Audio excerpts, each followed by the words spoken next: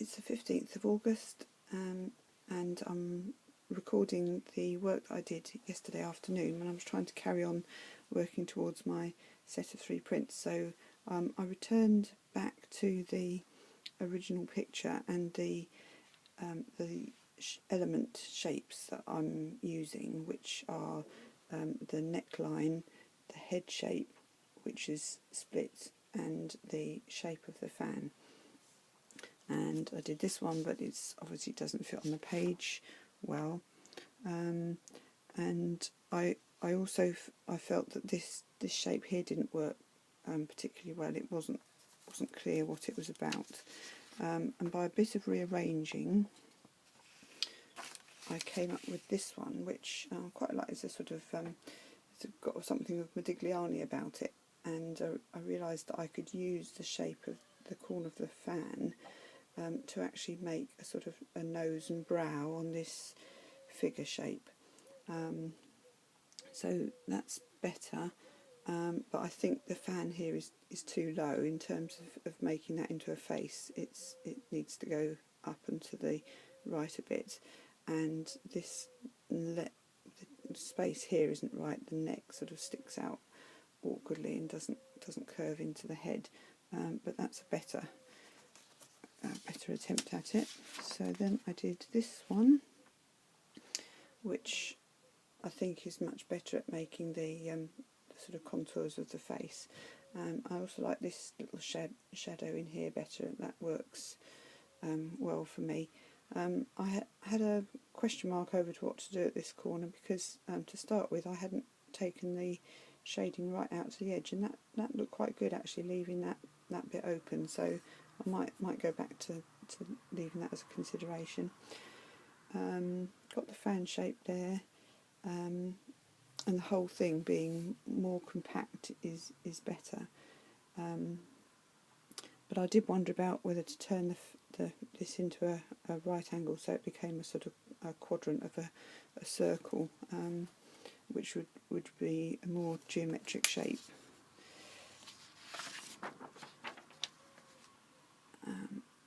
So there, I've shortened it. I think it is now a quadrant.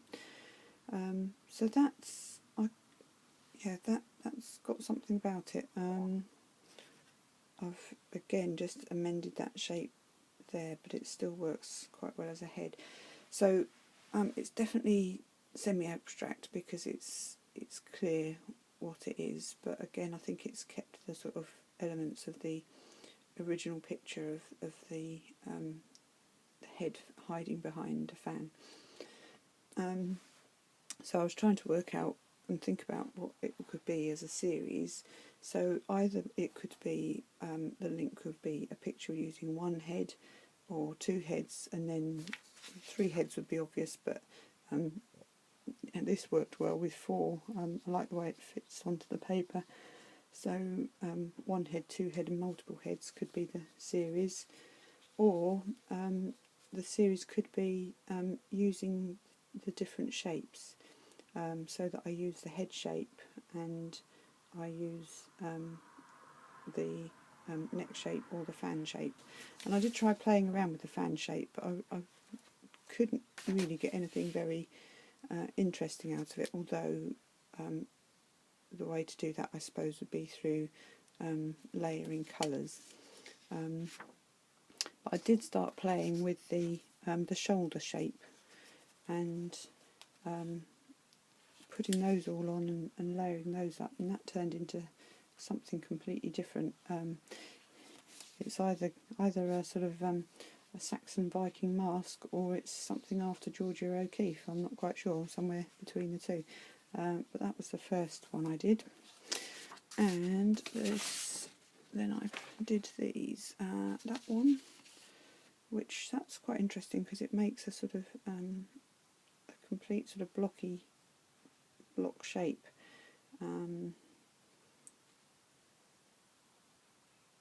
So that's very sort of plain on the paper, and really sort of structured,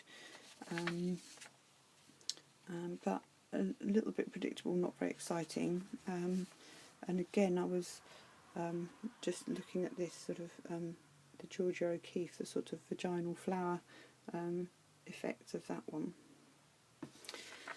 And then I did this one, which while playing with the shapes, I realised I could sort of make lip shapes in there, and by doing that, they then produced this little rectangle in the centre, and again almost a square, but not quite. It's sort of it's rotating.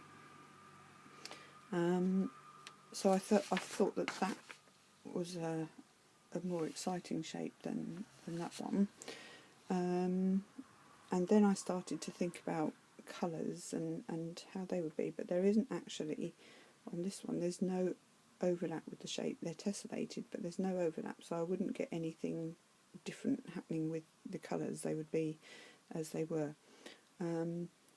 So I did just trace, I started off tracing a fan shape here, which fitted quite well because it went from sort of corner to corner, and I started trying to work the colours out, but what that did was would leave this bit, that bit and this odd bit here as white, and they would look a bit awkward. They didn't really mean anything. So then I tried turning the fan shape around to here, just so that the white areas that were left were a bit more balanced, and I used the colour chart that I did, looking at which colours were underneath and what dominated what, trying to work out what colour I should print the fan shape, and then what colours would go over the top to make a interesting balanced print. But probably working that out on paper isn't the best way. It probably needs some getting stuck in there with some ink and seeing what comes out. So I'm kind of, at the moment where I'm at with my 3 is to have this one, the original, the sort of source that shows where the shapes come from, and this one with the stones. And I did try to repeat sort of putting the fan shape in somewhere here as sort of underprinting a colour, so that I could then print the rest on top. But there was nowhere that I could find to use this fan shape that added anything. And I remember from my graphic design course, unless something really is earning its keep, it's better to leave it out, and it would be putting in for the sake of pattern, but I don't think it actually adds anything to the print at all. So the series of 3s is coming together, and the link between them is that they all come from this original La Loge picture.